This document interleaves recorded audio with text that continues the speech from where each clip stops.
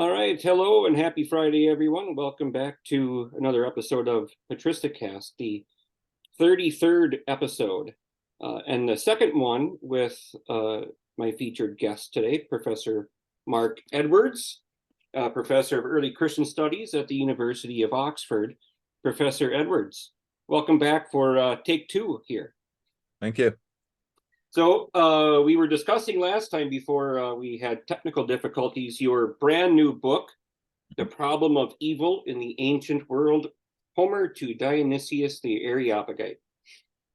So last episode, or when we tried it the first time, we had gone through the Hellenistic and the Jewish traditions and how they understood this problem of evil.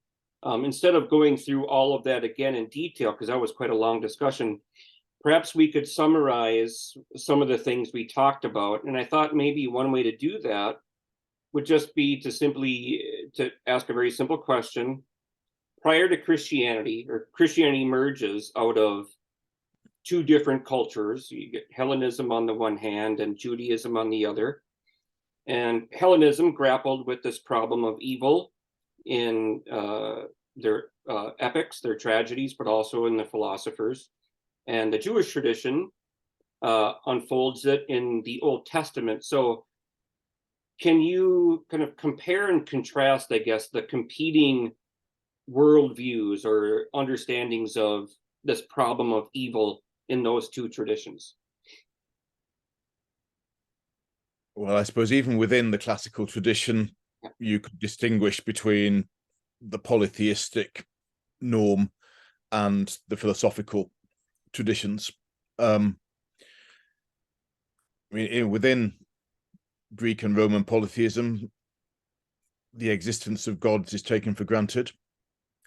They're very anthropomorphically represented, very humanly represented in Greek literature, a bit less so in traditional Roman thought. One gets the impression that Homer didn't expect the gods to be better than we are, with the possible exception of Zeus. But on the whole, the thing about the gods was that they were powerful and they were immortal. It was best to avoid their resentment if you could. But there was nothing particularly problematic about a god who was acting capriciously or partially with favor to one human being rather than another. Mm-hmm. And Zeus is represented both in tragedy and in Homer as somewhat more impartial, more concerned with the universal administration of justice. But in Homer, he also has his lapses. And in tragedy, it's agreed that his ways are extremely mysterious, and the gods who actually drive on the action in tragedy are always the lesser gods. And again, sometimes they seem to be acting simply out of personal favoritism or out of pique. Tragedy also has some notion of fate or fortune, but it's in the nature, I suppose, of any drama that you only ever hear what the characters think. You never hear what the author thinks. Mm. So when characters describe themselves as victims of fate or fortune, you never know quite how where to take that. But I think one could say that tragedy doesn't give you the sense that the world is overruled by any sort of justice or divine providence. It doesn't seem reasonable to say in most cases that people have deserved the sufferings that fall upon them. And this was the complaint of Plato, the philosopher, that for him a tragic worldview is one in which people do not get what they deserve. He himself felt that any being who deserves the name God is bound to be perfectly good. So we can't have capricious gods like those of Homer, and he held that Homer should be exiled from the ideal state.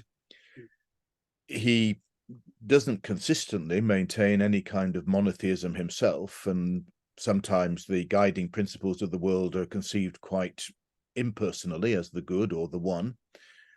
But we hear in the Timaeus, which in antiquity was probably his most widely read dialogue, that the world as we know it is created by a good God in imitation of an eternal paradigm. But it's created in a medium which is inherently volatile, what was later called matter. And so even a God who is good and who wishes to communicate his goodness to the material level of being isn't able to produce a world that is absolutely perfect, and isn't able to produce a world in which you can guarantee that virtue will be rewarded, but that's balanced in Plato by a doctrine of transmigration. So after death, the way that people have behaved in this life will condition their lot in the next life. Either they will make a choice which will be more or less rational, depending on what they've learned in the previous life, or the gods themselves sometimes will decide what kind of animal or human body they're fitted to inhabit. But there will be some kind of balancing of good and evil in Plato after death, but not a guarantee that there will be some proper moral reckoning in this world. Now, on the Hebrew side, of course, what we have, what we don't have either in Homer or in Plato, we have a very personal God who's also assumed to be all-powerful, or at least more powerful than everything else in the world put together. And he has a special interest in the people of Israel. He's their God of battles.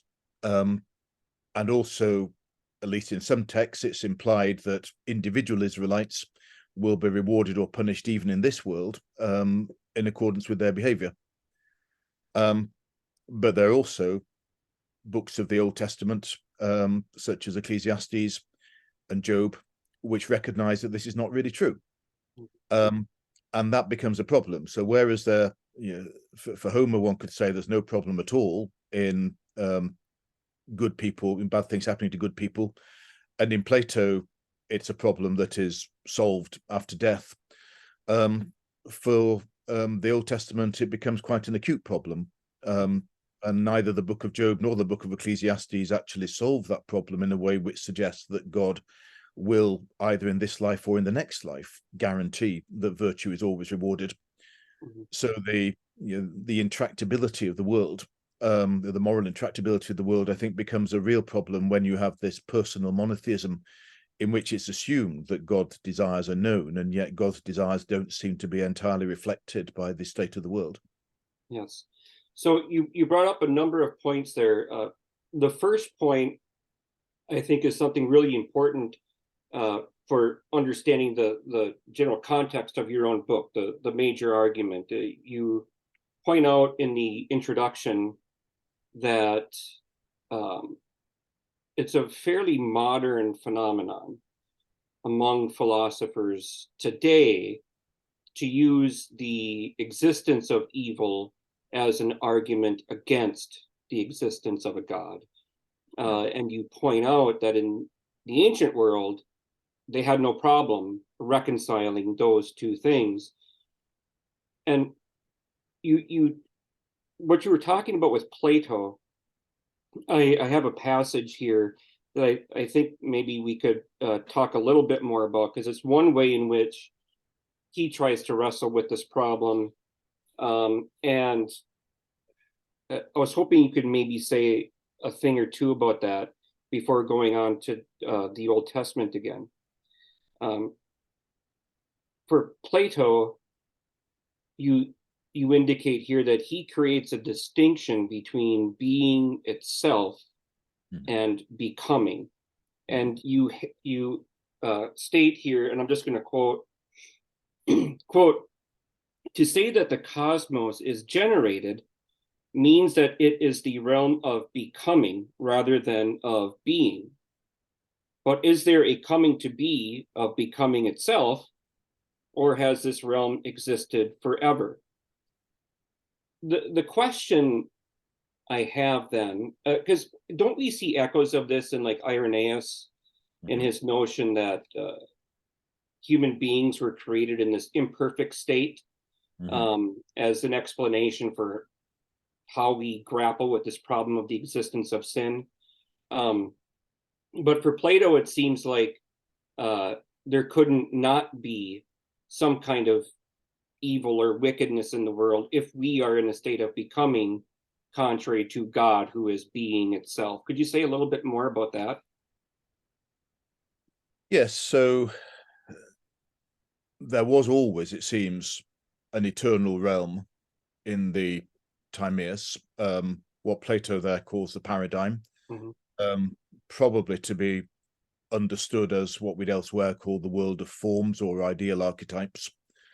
And these necessarily exist, and they exist eternally, and no evil or imperfection can enter that world. But the demiurge decided that the goodness of the paradigm needed to be communicated to this lower medium, which probably he would say space. He would call it space, or he calls it the receptacle. We might now think of it as a space-time manifold. Later Platonists, starting with Aristotle, called it matter. But whatever we call it, its nature is to be mobile. Its nature is to be constantly in process rather than eternally identical with what it is. Mhm. And so nothing that exists in this realm can have the qualities of immutability and perfect identity with one's own essence that the world of forms has. So anything that exists in this realm is going to be imperfect relative to the forms. And in that sense, there is evil. And very often the word that we translate as evil in Greek could just be taken as meaning deficient or inferior. We tend to give a rather more positive force to the word evil than the Greek word kakos necessarily has.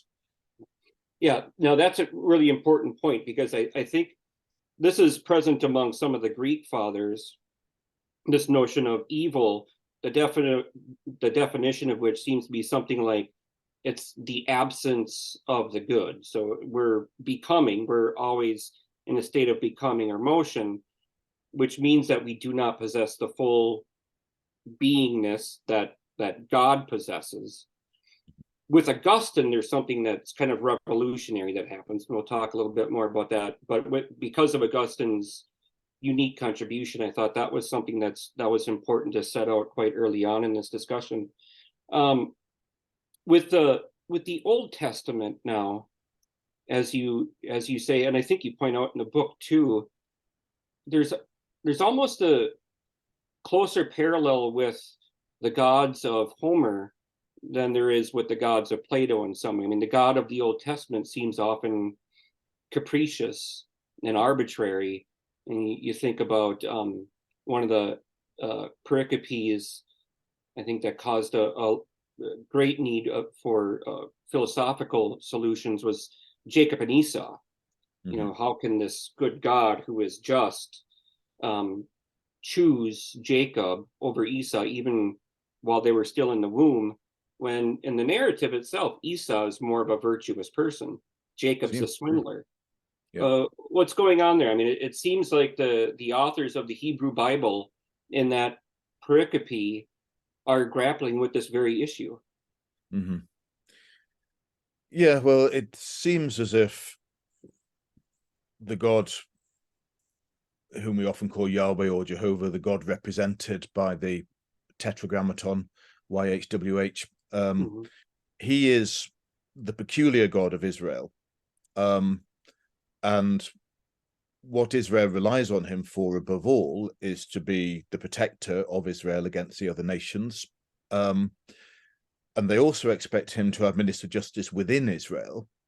There isn't necessarily an assumption that his relations to other nations will be like his relation to Israel. So just as we expect our own rulers in Britain and America to administer justice within their own countries, but we also accept that they go to war against other countries, and maybe their war against other countries will often be inspired by particular material interests rather than by some wider sense of justice. Or at least if we're realistic, we'll accept that the motivations to war aren't always perfectly just.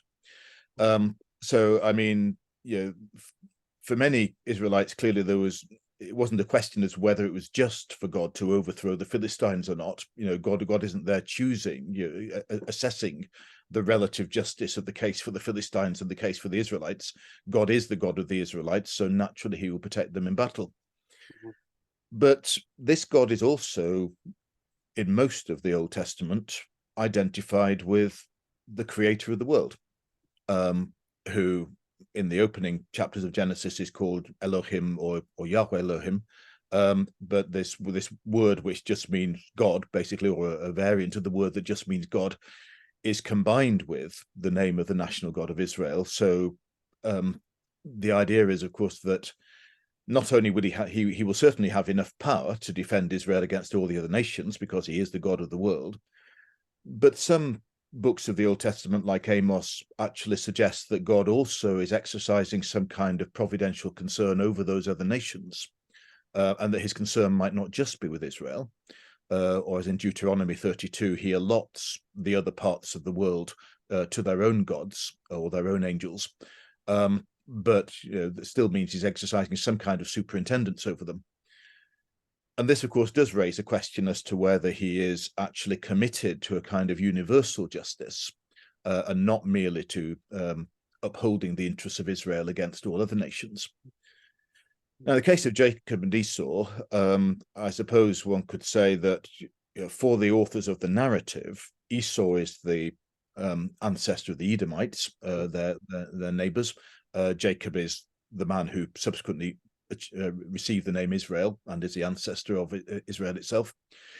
So, of course, God's going to favor Israel against the Edomites. In some way, this story seems to explain how that special favor began, that in some way or other, Jacob earned the favor of God and Esau didn't.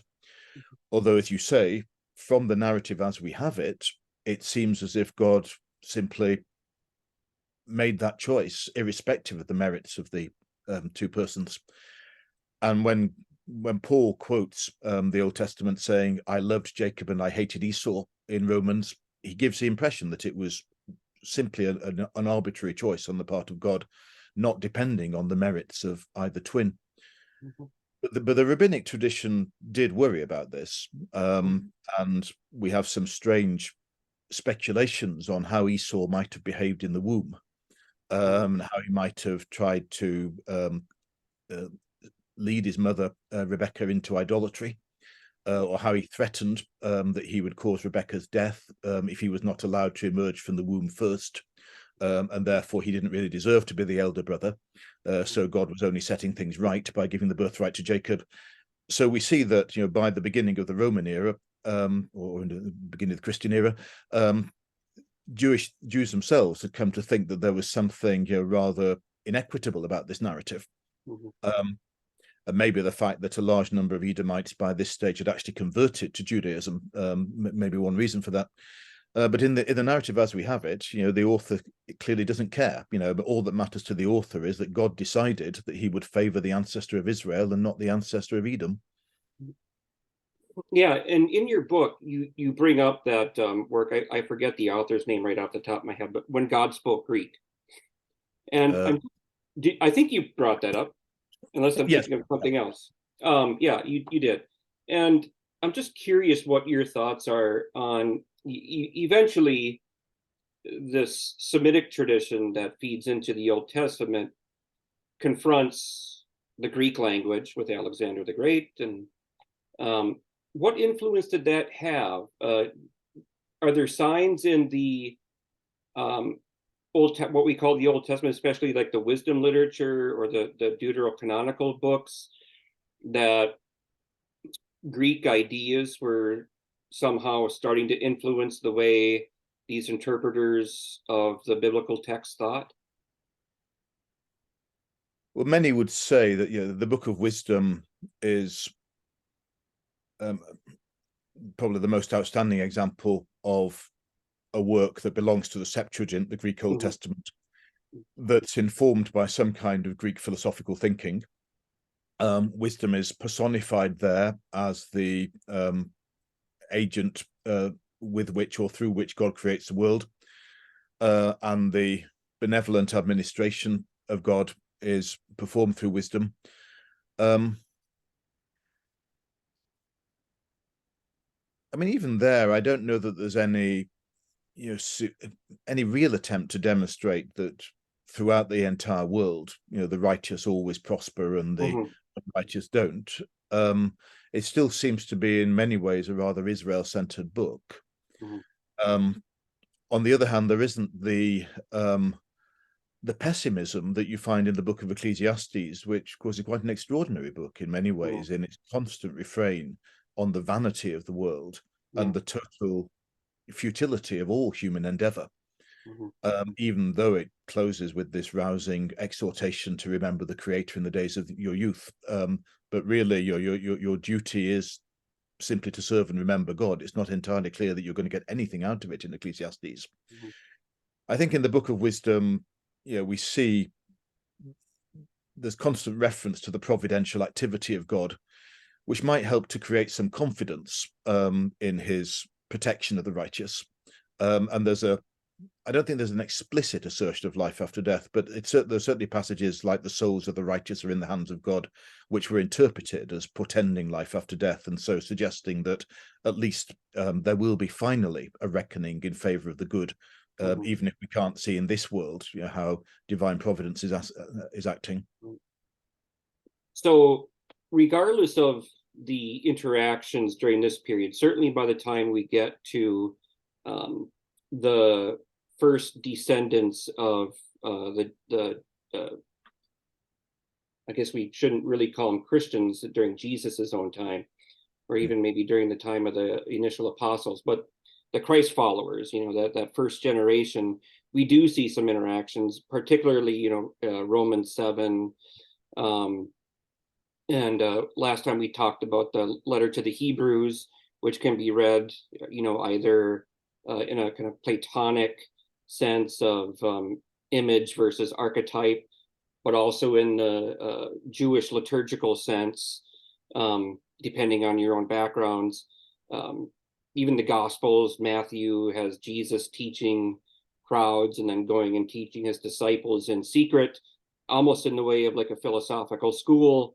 So there's some convergence happening here in these ideas, and Paul really starts to grapple with this notion. Can you talk a little bit about the role of Paul in these discussions? Yeah, so Paul has a very strong sense of human depravity. He begins the letter to the Romans with very vehement denunciation of the Gentile world, the non-Jewish world, having willfully failed to recognize the true nature of the Creator and turn to idolatry. And the natural result of turning to idolatry seems to be moral deprivation and living against nature. But then in chapter 2, Paul turns to Jews, and in chapter 3, quoting the Psalms against the entire community of Israel. And although there may be some discussion as to exactly whether he's talking to ethnic Jews or Christians professing some kind of Judaism or real or hypothetical interlocutors, but I think certainly by the time you get to chapter 3, it's quite clear that Israel is also sinful, and that in fact in some way Israel's sin is greater than that of the Gentiles because they have the law. So rather than treating the law as some kind of talisman, it actually becomes a rod for their backs. And then chapter 5 is where he sets Christ against Adam. Adam is the one through whom sin and death entered the world. The exact way that the nexus between sin and death works is not entirely clear, but it is clear that everyone has sinned and that everyone dies as a result of their sin. Now, whether Adam is himself responsible for the fact that we all sin, or whether he just set the example, might be debated, but certainly as a result of Adam's fall, sin is universal and death is universal. And the only way out of that, according to Paul, is Christ, and that's true for the Greek, it's true for the Jew. So it seems to be through Paul that this notion that we call original sin, if you like, starts to enter discourse. Although the story of Adam and Eve and their sin, of course, is in the Old Testament, and the 3rd chapter of Genesis seems to explain why it is that all human beings die, the Old Testament doesn't make it clear that the reason why anybody else sins is because Adam sinned. There's certainly a crescendo of sin that follows the sin of Adam and Eve, but exactly what the responsibility of Adam is for that sin is not clear, whereas at least it is clear that Adam's responsible for the fact that we're mortal. Mm-hmm. Whereas Romans 5 seems to bring sin and death so close together that Adam may well be the cause, not only of death, but of the sinfulness itself, which leads to death. And that is certainly, of course, the way that he was later read by Augustine. And so all human beings, I think, from Paul's point of view, are in a situation where they can no longer claim any rights with regard to God. We're all in this state of apostasy from the divine will, whether we have the law or not. And therefore, nobody can say really that they're suffering unjustly. All that we can do is celebrate the mercy of God in sending Christ as a redeemer. Yes, and as you say, he doesn't explicitly solve the problem or answer the question, what causes this? Mm-hmm. But as you say in the book, he's certainly grappling with this issue. Well, simultaneously, there are these other groups who are starting to ask similar questions, though not about Adam and Eve, but about the relationship between, say, providence and fate, free will, for example. And that would be people like the Stoics. And I guess Philo would probably be a bit of a younger contemporary of Paul, if I'm getting my dates correct, or pretty close anyways. He'd be an older contemporary, Paul. Was he older than Paul? Okay. At any rate, there are these simultaneous discussions going on. Do you think in Romans 7, or in Romans in general, I guess, that he's got some of these ideas in mind, or do you think these are maybe foreign to him, that he's not really aware of the conversations that are going on? One reason why I ask is because, of course, Luke Acts, the author of Luke Acts, has Paul and the Areopagus debating Stoics and Epicureans, and I think most New Testament scholars would probably say that reflects more the reality on the ground for the experience of the author of Acts around the turn of that 2nd century more than it does Paul. But nevertheless, we have these discussions in Paul's own writings that seem to participate in some of these conversations. Yeah, so the Stoics, as we know them in the Roman period anyway, see philosophy primarily as an ethical pursuit. Mm-hmm. You can ally it to natural philosophy if you want, as Seneca does, but it's not tremendously important to be trying to arrive at a correct metaphysical understanding of the world. What is important is to recognize that we live in a state of tribulation and adversity, and rather than complaining about that or expecting any divine being to rescue us from it, we have to learn to accept it. We have to learn to forego the expectations, the desires, the ambitions that govern the lives of most people. We have to recognize that the only true good for us is to cultivate our inward virtue. And although the Stoics are very religious and they believe in gods, they don't think gods are going to intervene to protect us from the adversity of the world. In fact, they think it's more likely that the gods will make the world an even harder place for the virtuous person, so that you can be exercised in virtue, and you should thank the gods precisely for what seems to work against you, and not expect miraculous intervention. Now, that seems quite different in many ways from what the Bible, both Old and New Testament, are teaching, because they do have a strong idea of divine intervention and the miraculous. And of course, the New Testament ethics is very firmly embedded in a theology and an eschatology for the entire world, an expectation of a second coming, none of which has any relevance to Stoicism. Mm-hmm. But nonetheless, scholars have noted that Paul's ethical precepts often resemble very closely those of Stoics, and particularly of his younger contemporary Epictetus. whom he sometimes resembles stylistically too, rather more than he resembles most Greeks. Epictetus was a slave living towards the end of the first century, so as I say, a younger contemporary Paul. He was an actual slave, so I think the only slave who's left us any substantial writings from antiquity. But he says he's not a slave. Epictetus thinks that he is free because he's learned to bear everything that the world can throw at him. And the people who are really slaves are the young aristocrats who come to him pretending to be interested in following philosophy, but really just trying to adorn their political careers. And they're the ones who are in thrall to the world, not him. Paul, by contrast, of course, is not born a slave by any means. He's a Roman citizen, at least if we believe Acts. But he has willingly made himself a slave to Christ. But like Epictetus, he can say the slavery which I endure is actually freedom. It's only by being a slave to Christ that I can be free. And both of them would say, of course, that all the adversity and tribulation that people normally complain of is something that we should embrace with joy. And Paul gleefully narrates his own tribulations in the second letter to the Corinthians, for example, as a testimony to his apostleship.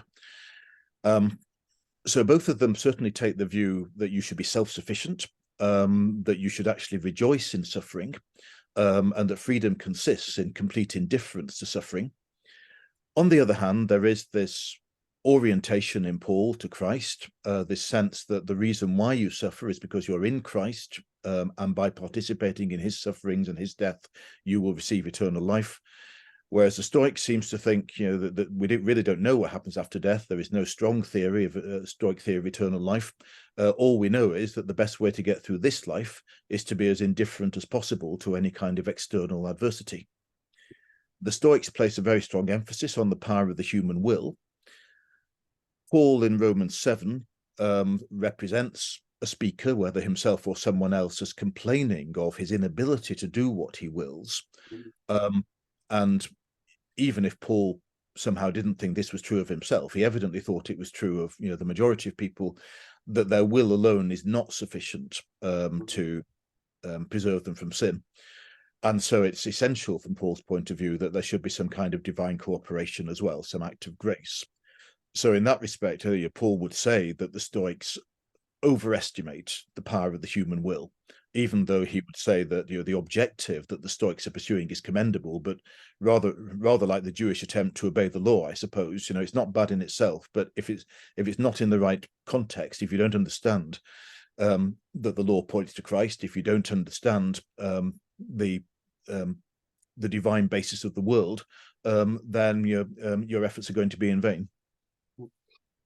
Yeah, when I was reading your section on the Stoics, I was remembering, I suppose it was about 15 years ago now, I was a research assistant at the University of Minnesota's Department of Psychiatry, and we were doing a clinical trial on cognitive behavior therapy for comorbid substance use and anxiety disorders. And right around this time, within cognitive behavior therapy and psychology in general, I guess the Stoics were sort of becoming quite popular, particularly Epictetus. And my supervisor gave a talk on Epictetus one day. And I always thought it had something to do with their notion of to ephemen, that which is up to us. Yeah. External circumstances happen, they're out of our control. But whether we assent to certain stimuli and respond accordingly, that is up to us. Paul in Romans 7 seems to tell them, no, you got it wrong. That's not enough. That's not enough to help us out here. Rather, he kind of flips it on its head a little bit, that can be an impediment to some degree, can't it? Unless you willfully submit your will to Christ, presumably through baptism. But he seems to flip the Stoic logic on its head a little bit. Yes, I think we're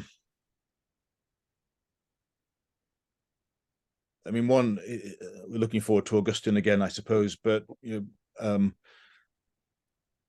one of the virtues that Christians recognize, that for which the Greeks originally had no name, is humility. The word tapeinephrosyne was invented by Christians, And if it had meant anything in classical Greek, it would have meant sort of abjectness and baseness rather than humility as we understand it. So, because of the strong belief in the omnipotence of God, Christians believe that the proper attitude, to God and to one's own powers and talents was one of humility. Everything comes from God. We're only as strong as God chooses that we shall be, and God won't choose that we're strong if we try to live autonomously. After all, that was the sin of Adam himself, to try to live autonomously, by his own power and not by that of God.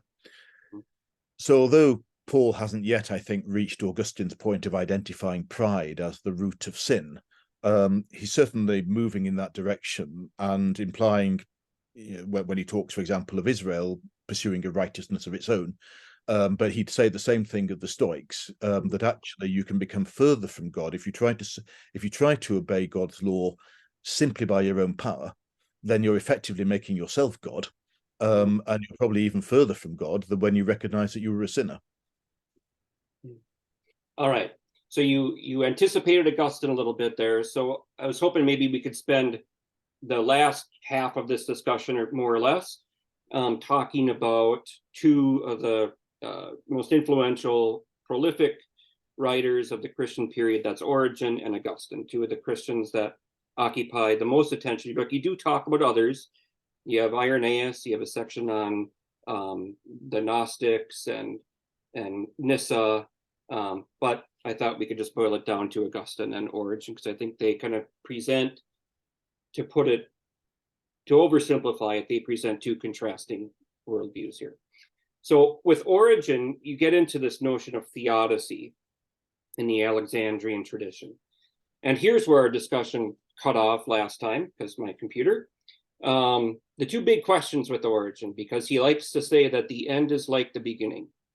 So the two concepts here, the pre-existence of the soul and the apokatastasis, or the universal restoration of all things, as the kind of twin axes of his theodicy. Does he hold these positions? I have my doubts. Yeah, I think, following off on what we've just been discussing, I think Origen has quite a robust belief in the power of the human will, at least to cooperate with God. So, like any Christian of his time, he'll recognize some need for divine cooperation, but in principle, it's up to us to cooperate with God, and the endeavor to be virtuous ought, to be rewarded if it's sincere. He's nothing like as pessimistic as Augustine later was about human capacity to be good. And in that respect, he's on a par with most Greek thinkers, certainly Greek Christian thinkers of his time. Now, he recognizes that the world is not set up in such a way that everybody has an equal chance to be righteous.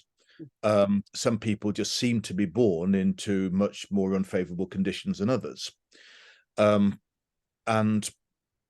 in the First Principles and elsewhere, he intimates that there must have been some antecedent causes, as he says in the third book of the First Principles, which caused God to put some souls in a relatively favorable position and others in a much less propitious position.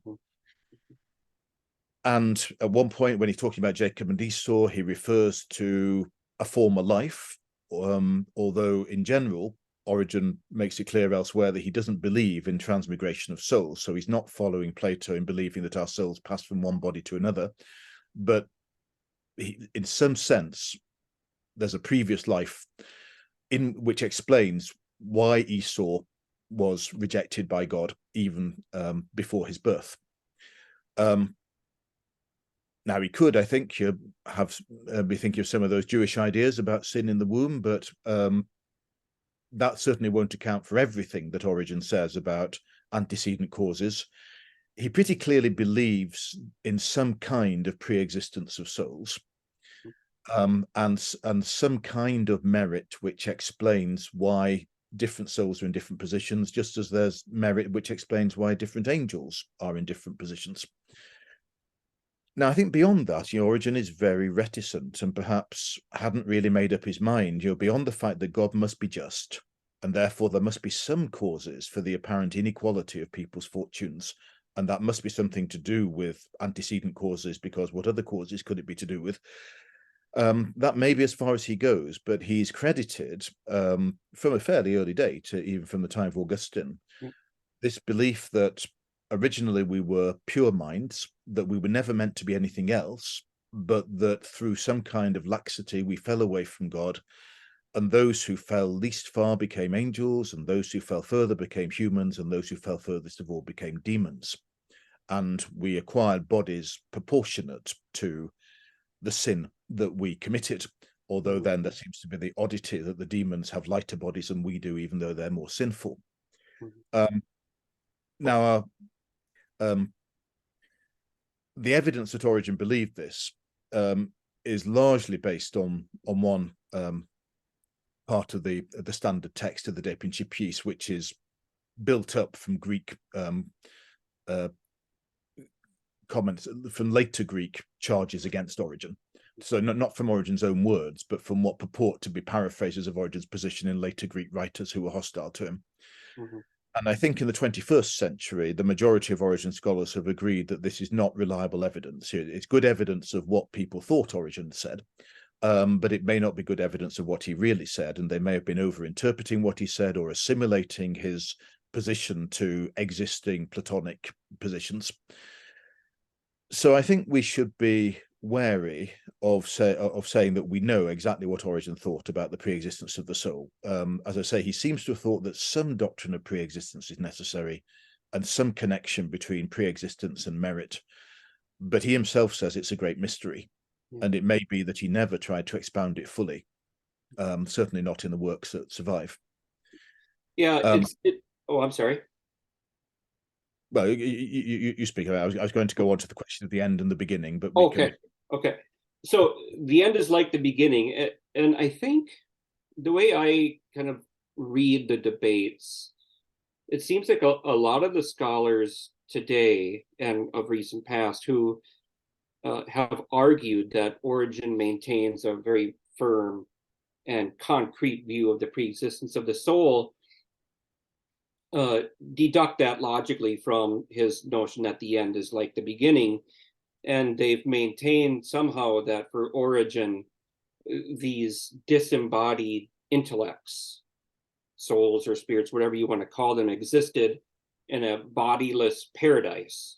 And as he says, through a kind of a gloss of Rufinus in De Principiis, through a process of cooling, these disembodied minds took on a bodily form, which seems to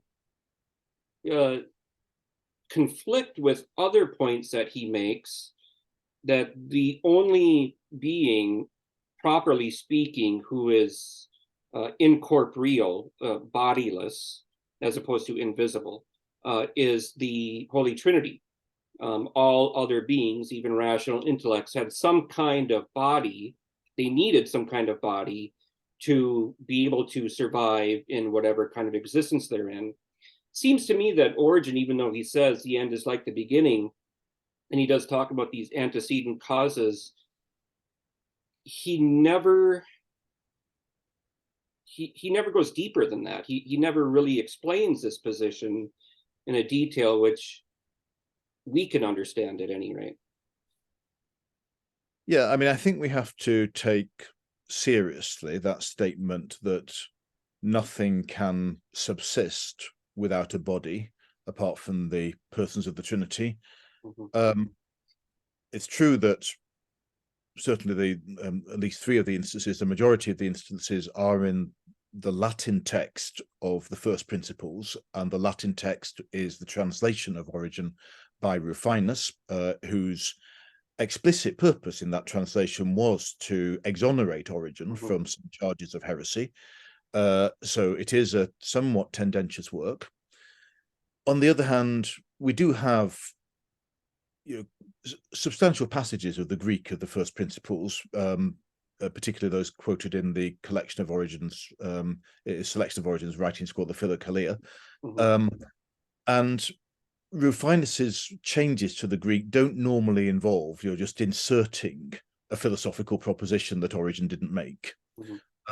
So it doesn't seem to me likely that Rufinus is wholly responsible for this statement, that you have to have matter to be individuated.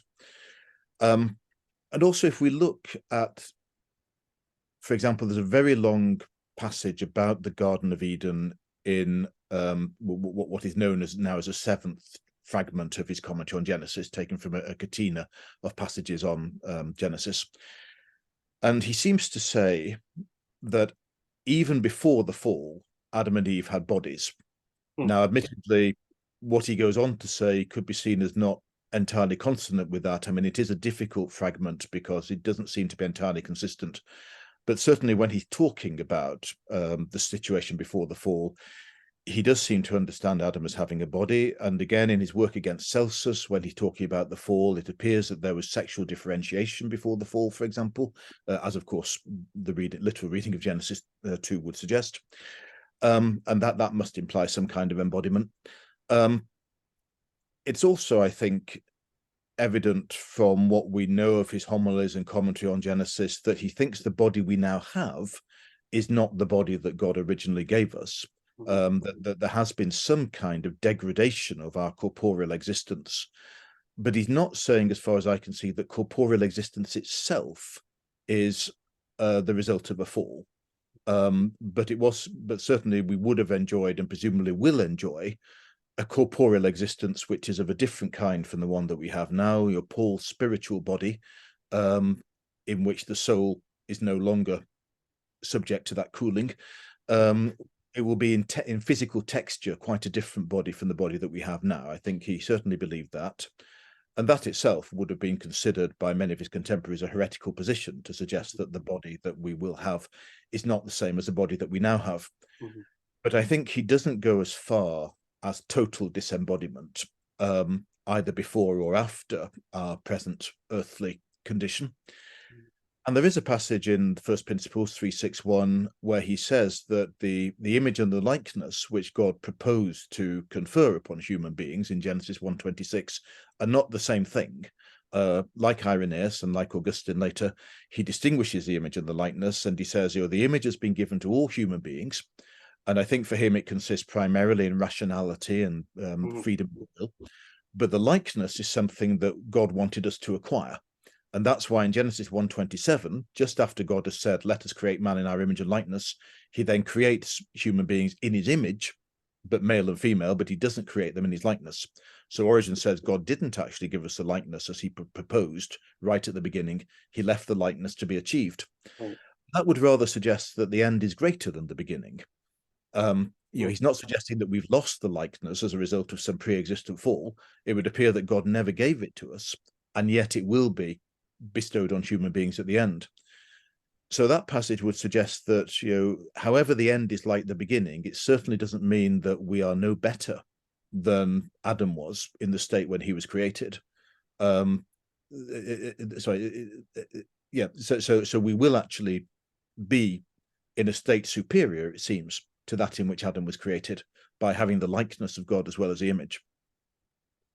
I can't remember where it is. It's in his homilies on the Psalms, and I think it's in one of his homilies on Psalm 15, either his first homily or the second homily. There's only two, where he remarks that when Christ ascended into heaven, the angels were so surprised, they were taken aback because they had never seen a human body ascend into heaven. It was so real that the angels could see the wounds from Jesus and the bloodstains on his garments, which seems to, I would say, at the very least, challenge a common reading of Origen's eschatology, that it's a disembodied soul or a spirit that ascends into heaven. It's not entirely clear. And certainly in that homily, it would seem as though Origen had, at the very least, evolved on that issue. But there is a sense where he speculates to some degree that the cause of this cooling was through some sort of satiety or boredom that happened, which might suggest to some degree a lack of perfection at the beginning of a intellect's creation that somehow works itself out over time. I don't know if he's quite as explicit about that as Irenaeus was, because Irenaeus, says that he tries to explain the fall by saying, well, we were immature, which can be kind of problematic, because if it's due to immaturity, then the question is, well, are we to blame for that then? Is that an actual sin if it happens before we're at the age of consent, one might say, where we're old enough to know right from wrong? But for Origen, it seems a bit different than what Irenaeus was doing there. I don't know what. Yes, I think so. Yes, I mean, I suppose the dilemma, given the omnipotence and omnibenevolence of God, which obviously early Christians believe in, just as modern Christians do, did God create humans with maximal perfection or not? If he didn't, then why didn't he? Why did he put humans in a position where it was possible for them to sin? And if he did, on the other hand, create them with perfection, then why did they sin? And obviously all the church fathers who deal with this at all are wrestling with it in different ways. So Irenaeus says that it wasn't that God's purpose in creating humans was to perfect them by revealing himself to them. And they couldn't. It wasn't possible for him to create the human being in a condition in which it would already be capable of receiving that revelation, and so he had to create us in an unfinished state, perhaps because imperfect in English perhaps carries too much of a pejorative valuation. An incomplete or unfinished state. And the idea, well, as I read Irenaeus, the idea was that we would receive the image, the perfect image and likeness, through the revelation of Christ and grow into incorruption. But unfortunately, Adam and Eve were precocious. They snatched too early at the knowledge of good and evil, which God did intend them to have, but he didn't intend them to have the knowledge of good and evil when they actually snatched at it. So it is very much like the situation where you'd say that certain things are good, but it's not good that a child should have them. So, driving a car is a perfectly good thing for an adult to do, if you're not worried about pollution anyway, whereas it's obviously not a good thing for a child to do. Sexual intercourse is a good thing for adults, not good for children. So Irenaeus seems to be seeing Adam and Eve as precociously grasping at something that they should have waited for, and if they'd waited, they would have grown naturally into perfection. And even as it is, Irenaeus doesn't use the term fall, and he seems to, he thinks of sin as a kind of straying from the path, rather than something which is a calculated transgression. With Origen, we clearly have something much closer to a doctrine of a fall from perfection, and the human condition has definitely deteriorated. It's not simply failed to advance, but it's definitely deteriorated as a result of the fall in Eden, and if there is a fall before Eden, then that as well. But there definitely is a sense in Origen that we are less good than we used to be. No doubt because he thinks that it wouldn't have been appropriate, for God to create us in the imperfect or unfinished condition that Irenaeus imagines. It's all very well saying we weren't capable of receiving the divine revelation, but wasn't it God who chose whether we'd be capable of it or not? And in general, it seems that the Christian tradition moves against Irenaeus. I mean, we find in Ambrose, before Augustine, a direct denunciation of the idea that human beings, when they were in their paradisal state, were infants, and it wouldn't have been congruent with the grace of God to create humans in that condition. And that does mean that you make humans responsible for their own sin. Humans sin in a state of full knowledge, knowing what they're doing, But that obviously is itself problematic. I mean, it's arguably problematic that anybody would do evil knowing that it was evil. Yeah. And in any and certainly it's problematic if that being is supposed to be as perfect as God could make them, why they would do evil knowing that it was evil. So we're going to get back to that point, doing evil, knowing that it's evil, when we talk about Augustine. For Origen, how was I going to say this now? I had the perfect line, and then I guess I lost it to some degree. But it would seem like for Origen, his biggest thing throughout his career pretty much was defending both the goodness and justice of God and human freedom and human responsibility for our choices. And that comes out, the Jacob and Esau saga. He brings that up. He's not doing exegesis of the passage. He's bringing it up in response to some hypothetical interlocutor, Valentinian or Basilides or something like that, who has posed the problem: if God is so good, if the God of the Old Testament particularly was so good, how do we have all this diversity? Why are some people born into slums? Some people are born sick and other things that are unfortunate, whereas others are born into better circumstances. And Origen can't accept the proposition that they propose that God caused it or it was due to their natures, nor can he acknowledge or even entertain the idea that this was due to chance. He seems to be allergic to chance, or somehow just random distribution, which would be a mark against God's providence. So there has to be some kind of human choice which results in the conditions in which we find ourselves. But that free will, the ability to choose right from wrong, that rests within us, also leads Origen to a rather optimistic eschatology, one might say, although this gets into this universal salvation is pretty much what I'm going at here. And my question for you is, the basic question is, does he maintain this notion that all rational beings will be saved, even the devil himself? Because one thing, a passage that gets ignored, I think, in a lot of the scholarship is in the preface, where he's outlining what he considers to be the articles of the faith that are the starting points for all of our conversations. And he includes in there the doctrine that, I don't have it with me, so I'm going to paraphrase, that rational beings are, they have it within themselves, praise or blame, and that therefore they merit eternal reward or eternal punishment. He takes that as a doctrine, and yet some people are saying he holds this position that all rational beings will be saved. How does he solve that apparent discrepancy? Well, I think if one is talking about any part of the first principles that is in Latin, then the question is, what is the Greek term that underlies Rufinus's word eternal? Yep. And so, to judge by the Bible, at least, and Origen's usage elsewhere, the most likely Greek term is aionios, which arguably need not mean eternal.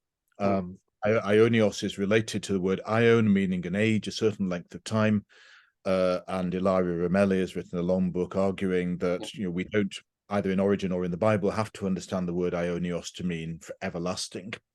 If the Greek word had been aidios, that would be a different matter. But the general tenor of the first principles itself, particularly in book 2, seems to be that God will never foreclose the freedom of the human will. Every rational being is immortal by the will of God. There won't come a time when God says to any rational being, "You've had your chances. There's no possibility of repentance." If a rational being remains unrepentant, it's because it chooses to be unrepentant, not because God has closed the door. So, and certainly Origen seems pretty optimistic in the first principles that given the pains that God will take after death, and indeed the pains that God will inflict on us after death, that every rational being will eventually turn to God. Now, the actual status of the devil is not discussed clearly in First Principles. There is a passage about death, the last enemy, being overcome, where he seems to think of death as the devil. And there it seems to me that eventually he says that the devil will, or death will be at peace with God, as it were. Not that it will enter the kingdom, but at least it will stop troubling the elect, stop fighting against God. We know from Jerome, even though Jerome himself attributes to Origen the belief that the devil will be saved, he quotes Origen as saying that only a madman would believe this. Jerome thinks that Origen is being disingenuous, but that appears to be what Origen himself said. So I think probably the devil will not strictly be saved, but on the other hand, there will come a point where there's nothing for the devil to do, and he won't actually be the enemy of God anymore. One corollary which some of Origen's critics maintained is that, yes, it is nice to think that perpetual freedom will, in the long run, ensure that everybody repents and turns to God. But is it not also possible that perpetual freedom means that those who have repented and turned to God will then fall away again? So Origen is also accused by Jerome of saying that there will be continual falls and continual recreations of the world. Now, that passage, as we have it in the First Principles, is actually the reductio ad absurdum of someone else's position. It's not a statement of Origen's own position. So again, we're left wondering, has Rufinus at this point doctored the text more than usual, or has Jerome been reading a bit too hastily or uncharitably, and just assumed that the position that Origen was stating as someone else's, or as the reductio ad absurdum as someone else's, was actually his own position. And it should be said, Origen is sometimes willing to spend a long time developing a position which he then rejects. Yes. And if you're an author like Jerome, who on the whole just says what he thinks, I think it's very easy to be confused, by that open-mindedness, as it were, on Origen's part, that he actually wants to give everybody their say before he finally decides who's right. Yeah, there's some really important points in there. I mean, on the one hand, if God were to close the window to a rational being, that would deprive that rational being of its very essence, which is freedom, or rationality, the ability to discern right from wrong, and also presumably the ability to act accordingly. So that would seem to be inconsistent with God's providence to deprive a rational being of its very nature. At the same time, he does. The biblical passage that's really key is 1 Corinthians 15, and so on the one hand, while his notion of freedom would seem to lead some people, I suppose, to reasonably conclude that he leaves the door open for the possibility of these eternal cycles of this never-ending process of motion. 1 Corinthians 15 does seem to bring him to some kind of conclusion where it says God will be all in all. And he does specify in there, I can't remember if this is in Greek or Latin, though. I know Ramelli brings it up, where it says that Christ will subject all things to the Father. And he specifies in there that subjection means salvation.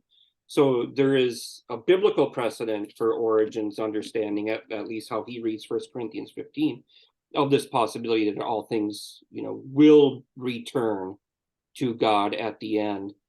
And that passage in, is it 2:9 or 2:11 of First Principles, where he's talking about death being no more? Doesn't he seem to imply that the devil, if he's talking about the devil here, is a rational being? The devil was an angel that fell. So logically, doesn't that mean then that the devil himself has the ability to repent? And if so, he would no longer be the devil anymore, because the devil is not his nature. It's what he's become through habit. Now, those seem to be some of the problems that he's grappling with. Yes, I mean, I think the logical conclusion of Origen's position ought to be that the devil may repent, and perhaps even that he will repent. I suspect that Origen shrank from that position because he knew that it would be considered blasphemous, though it is a position that Gregory of Nyssa later took. The 9th century philosopher theologian John Scotus Eriugena actually quotes that passage about death with the word diabolus, or devil, in it. He also quotes it as if it were an orthodox piece of Christianity. He doesn't appear to realize that Origen is a heretic. Some people think that that Eriugena is quoting the true text of Origen, and that Origen did say explicitly at this point that the devil would be at peace with God. Although I suspect it's the opposite, that I think some kind of gloss has probably crept into Eriugena's text. But Eriugena certainly, is very clear that the devil will be saved, and he believes he can prove this from Chrysostom and Ambrose and Augustine as well as from Origen, which is quite a tour de force. And certainly it's a bit hard to understand why God would close the door on the devil if he's not closing it to anybody else. So I suspect that Origen certainly ought to have believed in the salvation of the devil, but as I say, he seems to say quite categorically that he doesn't. Right. Yeah, we've got that so-called letter to his friends in Alexandria where that statement is only a madman would say that. Yeah. So, okay, we've talked about Origen for quite a bit, almost a half hour now. How about we turn our attention now to the other half, Augustine. And I'm going to start this with a quote. This is one of my favorite stories from the Confessions. I'm going to first quote Augustine, then I'm going to quote your comments right after. From Confessions, book 2. Quote, "It was my will to commit a theft, and I committed it, driven by no need, but by a poverty and disdain for what was right, indeed by a surfeit of wickedness. For I stole that which I had in copious and much better supply, and the thing that I wished to enjoy was not the thing that I wished to acquire by theft. The thing was the theft itself and the sin." End quote. Here's you. Quote, "In this celebrated passage, Augustine proclaims what Plato and Aristotle denied, that it was possible to do evil in the full knowledge that it is evil without disguising it under any semblance of the good." End quote. So we talked earlier about Plato and this notion of evil or wickedness perhaps being some kind of absence of the good. Augustine, you say, actually turns evil into a positive thing, a thing that actually exists. It's not the negation. So this is his famous story about stealing the pear. What does that reveal about Augustine's concept of sin and evil that differentiates him from others? Of course, it should be said first that Augustine himself often defines evil as a privation of good. So this is quite a fundamental doctrine of his as well. But it seems that what that privation means is a loss of proper order within the soul, so that reason loses control of the passions. And this can actually show itself as a positive desire to do what we know to be evil. Now, I mean, the idea that reason loses control of the passions is a perfectly Platonic one. But for Plato, all this means is that we fall into a state of ignorance where we fail to evaluate the goodness of competing objects, and we choose the one which is less good rather than the one which is better. Whereas in Augustine, it seems the disorder reaches that point at which we sometimes recognize the superiority of one option, but we choose the option that we know to be inferior. So he goes further than Plato in his understanding of what disorder entails. And to judge by the Confessions, I mean, that is very much an experiential discovery on his part. It's something that he later backs up by his reading of Romans 7. And whereas Origen and many other Christians concur with a lot of modern commentators in saying that the person speaking in Romans 7, the ego or the I, is not Paul himself. Augustine originally held the same view, and in fact states it in his exposition of certain passages in Romans, but in his later writings he assumes that Paul is speaking of himself and saying that even I, Paul, sometimes fail to do what I will to do, and I even find another will. I find a law in my members which is actually willing to sin, and that law in my members overcomes the law of Christ. So Augustine believed it to be true of everyone, presumably, if it was true of Paul, that there are occasions, at least, on which we knowingly do evil, allowing a law in our members, as he calls it, to overcome the law of in the mind. And I mean, it's not, people quote, there's a line from Euripides' Medea, and also found in Ovid, saying, I see the good, but I follow the worse. I mean, it's not completely unknown to the classical tradition either, that somebody can decide to do evil, knowing that it's evil. But of course, Plato would say that's the tragic view. It's not the true philosophical view. Whereas Augustine thinks that, that is how the world really is, that humans have fallen to such a condition that their desires are sometimes knowingly set upon inferior objects. So for Origen, in contrast, it seems like to commit a sin is, I wouldn't go so far as to say it's just an act of ignorance, but with Augustine, there's a stronger sense that it's a positive act of the will. And you say that here, an act that is free and hence liable to punishment or reward, Augustine contends, must originate in the will. Now, Augustine he's not the originator of this notion of the will, but he makes a pretty unique contribution to the history of Western philosophy on this concept of the will.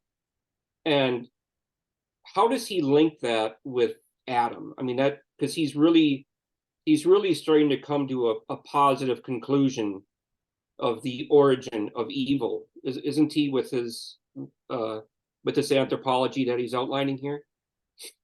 Yeah, so Augustine would always deny that he is a fatalist. If by a fatalist we mean someone who believes that we don't do what we will, that there's something called fate prevents us from doing what we will. Mm-hmm. Insofar as we're responsible agents, we are always acting on our own will. The problem is that the will that we now have, as compared with the will of Adam, is a depraved and debilitated will. So although when I sin, I am free in the sense that I am doing what I willed, I'm not free to will something better. Mm-hmm. And this, Augustine here anticipates, one of the big debates of modern times was how far we are responsible for the act of willing itself. Mm-hmm. If the act of willing is the basis of our responsibility, are we responsible for that act? And a number of modern philosophers have argued that we're not. And Locke made a distinction between liberty of spontaneity and liberty of indifference, which I think Augustine basically accepts, and indeed even expounds briefly in his book on free will, that we have liberty of spontaneity. We have the power to, in a typical situation, we have the power to do what we will. What we don't have the power to do is to decide whether we will the right thing or not. Because Augustine says, once we start saying that we can actually will what to will, then we're going very quickly to find ourselves in an infinite regress. Mm-hmm. The will is completely corrupted. Is that would that be an accurate way of putting it, that we can't help but will what is wrong? Yes, in the sense that we cannot ever do something, I think, for the right reason. At least that's what I would understand him to say in the spirit and the letter. Obviously, we can will things that are good in the sense that the goodness is intrinsic to the object. But I can't will the good with perfect charity. If I'm willing the good, there's going to be a certain admixture of fear or desire for reward, or just conformity to other people's opinions or whatever, but there's going to be some, as Kant would say, heteronymous element in my willing the good. So I don't really have a good will. And this is where Augustine really differentiates himself from Irenaeus, for example. He maintains that in paradise at the beginning, Adam and Eve could have sex, and they could have sex with pure charity, but something happened over the course of time where the will got so corrupted where they couldn't have sex with pure charity. They couldn't do it without an element of concupiscence. How does he explain that evolution, that change? So unlike Irenaeus, he believes that Adam and Eve were created with perfect ratio, perfect reason. They knew exactly what was right and what was wrong. Mhm. What they hadn't yet developed was what Augustine calls sapientia or wisdom, which is the habit of always acting upon your moral knowledge. So if they had progressed as God, in some sense, would have willed them to progress, it would eventually have become impossible for Adam to do wrong, because he would have developed the habit of always doing what he knew to be right.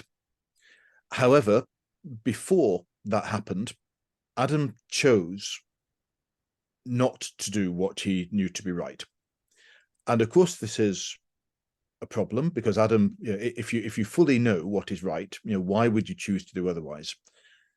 And the best, as far as I know, the best approximation that Augustine has to this is to say that even to do what was right, Adam needed to rely upon the auxilium, the help of God, because all creatures do. All creatures need the help of God. And Adam, presumably because of his relative perfection, forgot that he needed to rely upon the help of God. He relied upon his own strength, and then he fell back into the nothingness from which he was created. So it's that failure to rely upon the divine auxilium, the divine help, that led Adam to sin. But he still knew what he was doing. And in that sense, had a full responsibility for his own sin, and he could, in some sense, have done otherwise. He could have avoided sin. Now, the result of that, as I say, is that Adam's reason, because it's been misused, loses its control over the passions which, in the Garden of Eden, Adam and Eve had. And the proof of this, says Augustine, is the inability of human beings, of male human beings, to control their genital organs in the way that they can control their fingers. So I can decide whether to pick something up or not to pick something up, but I can't just decide whether or not to have an erection. Augustine, as we know, lived quite a full sexual life when he was an adolescent, and was obviously quite aware of the treachery of human sexual urges, even though after his second concubine he remains, as far as we know, completely celibate and certainly never took a wife. But he had an adventurous youth, and he was aware of the fickleness of human sexual urges. So in the first place, the misbehavior of the human sexual organs is a sign of the fall, but it's also a way of perpetuating it, because the only way we can reproduce, at least in Augustine's time, is by sexual coition between a male and a female. And in order to achieve the necessary erection, Augustine says, a man has to feel lust.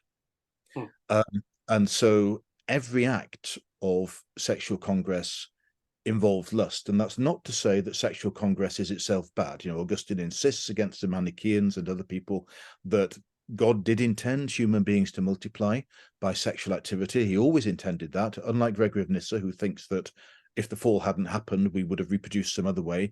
Augustine says, sexual reproduction was always God's intention, but sexual reproduction, if it had followed the original plan, would have been as voluntary as any other human action, whereas now there's an involuntary element. We have to somehow or other feel lust in order that we can make it happen. And that lust is somehow transmitted to the offspring. And so everyone who is born of sexual congress, which is everybody except Jesus Christ and Adam, is going to have concupiscence. And that means wrongly directed desire. Concupiscence isn't limited to wrongly directed sexual desire. It's all desire with a false object, but it is transmitted by the misdirection of the sexual impulse.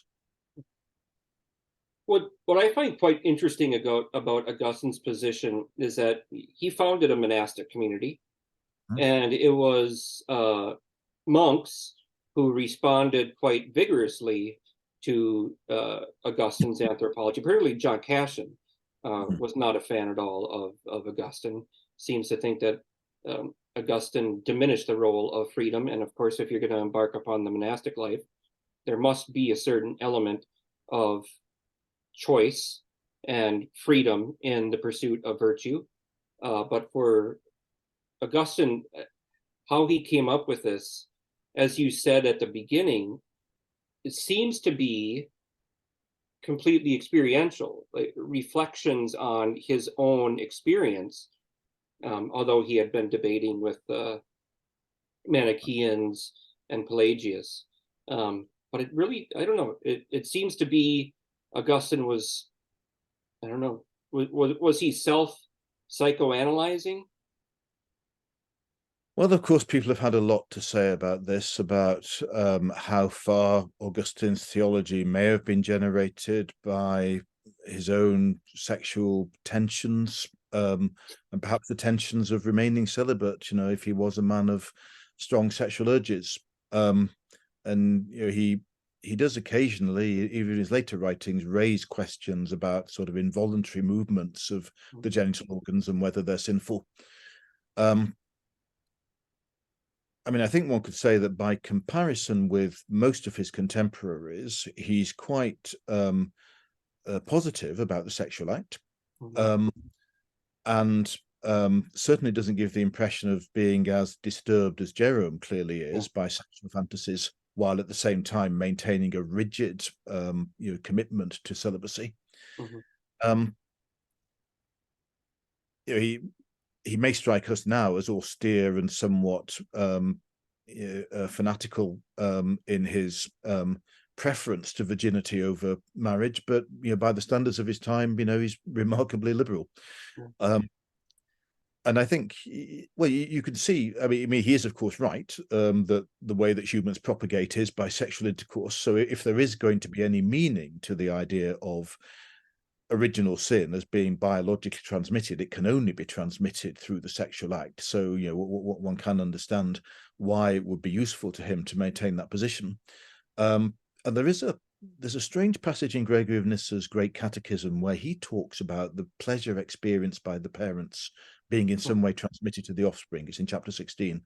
And I've never seen it fully explicated, but it may be that it's not completely new to Augustine, and Origen also says that everyone who is born of the sexual act is born into defilement, and this is why there was no sexual act in the procreation of Jesus in Homilies on Leviticus 8:3, where he also says that only wicked people celebrate their birthdays in the Bible. So, the idea that there is something sort of sordid about entering the world through sexual intercourse is not something that just came into Augustine's mind out of nowhere. But he's the one who weaves it into this, systematic understanding of the propagation of sin. And after all, of course, in our modern world, we do recognize that genetic factors may play a part in people's moral behavior. It may shape a person's temperament and weaken inhibitions or powers of resistance that other people have. Of course, again, we're always caught up in debates about how responsible a person really is for their own actions, given their genetic history. So, although this idea that the lust felt by the parents is transmitted to the offspring might be rather meaningless to us now, we do have other ways of saying that, ancestral factors do influence the behavior of otherwise free human beings. Yeah, that's very interesting. One of the things I was thinking about reading your book, and what I didn't get a chance to ask you last time, today, particularly in Catholic social teaching circles or liberation theology, you hear the concept structural sin or institutional sin. And of course, among like the new atheists and scientism, you have evolution and biological determinism. But theologically, there's this argument against human beings being completely responsible for their actions because of structures of sin or institutions of sin. Did the ancients have any notion of social sin, what liberation theologians would call it today? Yeah, I mean, Origen is addressing it in what he says about the inequalities of fortune, and Augustine brings this point up against Julian of Aclanum. So by Augustine's definition anyway, Julian of Aclanum is a Pelagian, which would mean that he believes in the power of human beings to achieve perfection using the powers of volition that God has given us. Now, it's very unlikely that anybody really believe that, but Augustine represents the Pelagians as saying, that God has created us such that we can, by our own efforts, fulfill the moral law. And so Augustine's response to Julian is, well, that's fine if you know what the moral law is, and it's fine if you're born healthy in body and mind. But there are lots of people who don't know the moral law, lots of people who, for one reason or another, are incapable of obeying it. Now, in Augustine's view, the entire human race since Adam deserves damnation, because one of his other opinions that we don't like very much nowadays is that by being in Adam's loins, we all incurred the guilt that Adam incurred. So we've all been born guilty. We're all born under sentence of death. We're also all born incapable of avoiding sin. So from Augustine's point of view, God has no duties to any of us. And we don't have, no argument against divine justice can be based upon the inequalities of fortune. But Augustine can say to Julian, well, you claim that God actually demands of us a level of moral perfection that most people just can't attain. And how does God have the right to demand that moral perfection of us if God himself has placed most of us in a position where we couldn't possibly attain it? So he would use it in the opposite way, I suppose, to the liberation theologians. He would say that these structural inequalities are there in the world because of in some general way, because of our sin. And they therefore exonerate God from any duty to save us, because we've all sinned against God. We're all guilty. God has the right to send us all to hell. So if God does actually choose to enable one or two of us to have faith and receive grace, then all the better. But we can't blame God if he doesn't.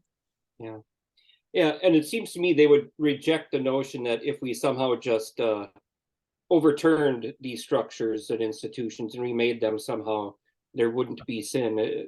That would seem to be contrary to, at least I would have trouble thinking Origen would agree with that position anyways, given his staunch defense of freedom. Yes, indeed. I mean, Origen certainly wouldn't want to say that inequalities of fortune prevent us from being righteous. They may just increase the difficulties for certain people. And of course, it's an ancient commonplace that very often people who appear to be born in favorable circumstances are actually the ones who are worst off. That people who are miserable recognize their need for God more readily than people who are living in prosperity, or the virtues of the poor may be superior to the virtues of the rich. So we can't just assume that poverty equals privation and that prosperity equals divine favor. Well, I'm really delighted, Professor Edwards, that we were actually able to finish this conversation today, but it's not done yet. I have one more question for you. And I'm going to ask it using the words from the very beginning of the book, because, again, as Origen says, the end is like the beginning. Why should we study dead philosophies? Well, I think what I was trying to point out in my book was, as you said, that nowadays we have this famous troika. God is omnibenevolent, God is omnipotent, there is evil. These three propositions are supposed to be incompatible, so we must surrender at least one of them. And usually in the modern world, it's assumed that anybody who believes in God believes that God is omnibenevolent and that God is omnipotent. So basically, if you're giving up either of those premises, you're giving up belief in God. And it's also assumed that we can't give up our belief in the existence of evil. So effectively, we have to give up our belief in the existence of God. Evil's real, God isn't. Now, in the ancient world, I think there are a much wider variety of responses to that tripartite argument. You can question the omnipotence of God. You can argue, as some would say, Plato's demiurge is not omnipotent in the same sense as the Christian God, because he doesn't create out of nothing. He's using a medium which is already in some respects recalcitrant to his will. If you're a Gnostic, you're going to argue that the creator of the world is not omnibenevolent, and not omnipotent either. So you've still got God, but you no longer have an omnipotent and omnibenevolent God. If you're a Stoic or a Platonist or a Christian, then you're actually going to question the existence of evil, or at least you're going to say that most of the things which the atheist assumes to be evils are not really evils at all. They're only evils insofar as we imagine them to be evils. And if we are left with a certain residue of things which we can't deny are evil, then Augustine will say, well, that's the result of our sin. It's not the result of anything that God did. And so, we don't have to admit the existence of evil in a way which challenges the existence of God or even the omnipotence and the omnibenevolence of God. So it's not the same dilemma for early thinkers as it is for us, and in particular, as I say, the very existence of evil, which we think is undeniable, can be questioned. Augustine certainly wouldn't think that typhoons or volcanoes or anything are evil. I mean, people are going to die one way or another. The question is, do they die in a state of grace or do they not? The fact that huge numbers of people have died all at once wouldn't, from Augustine's point of view, present any problem for theodicy. It's entirely a question of how they've died. So a lot of what we assume, and so what can we learn? Well, we can learn that what are fixed ideas for us were not fixed ideas for everyone in the past. And on the other hand, we find it very easy now to think that a person might disbelieve in God. That seems to be quite an easy presupposition to surrender. Whereas in the ancient world, people have all kinds of different ideas about the gods, but the idea that there is literally no divine being whatsoever seems to have been a very difficult proposition for people in the ancient world to entertain, and they would do almost anything, believe almost anything to avoid having to admit that there is no divine being whatsoever. So we can reflect at least on the fact, that propositions that we refuse to surrender were surrendered in the past. People thought they might be false. Propositions which we easily surrender, on the other hand, were not easily surrendered in the past. And we might want to reflect on why that is. Is it just a matter of cultural change? Are their ideas just as good as ours? And, we might end up with a position such as arguably R.G. Collingwood held, that each age's philosophy is determined by its presuppositions, and you can't really compare the philosophy of one age with another. We might not end up with that position, of course. We might decide that our presuppositions are more reasonable than those of the past. But at least, once we recognize that they're not necessarily addressing quite the same problem that we're addressing, and they're not as willing to accept the same solutions that we're willing to accept, then at least that's cause for reflection. Are our own assumptions the only assumptions that a reasonable person can begin with? Well, I can't think of a better way to close out a conversation that I have very much enjoyed, and I hope everybody else has as much as I have. Go out and get yourself a copy, The Problem of Evil in the Ancient World, Homer to Dionysius the Areopagite. Professor Edwards, thank you very much. Thank you very much.